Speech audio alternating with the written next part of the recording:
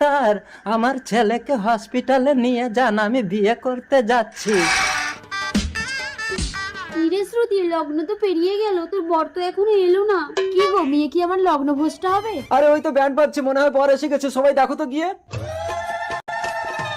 চোখ তুলে দেখো না কে এসেছে, নতুন করে আবার বিয়ের সানাই বেজেছে।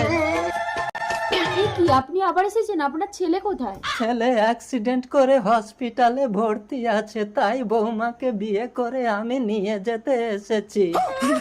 বাবা, শ্রুতি বিয়েটা করে নে, নইলে তুই লগ্ন ভ্রষ্ট হবি।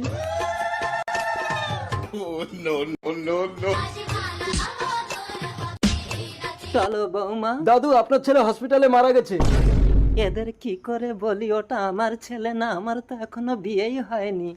বেআই মশাই, তাহলে আজ থেকে আমি আপনার জামাই।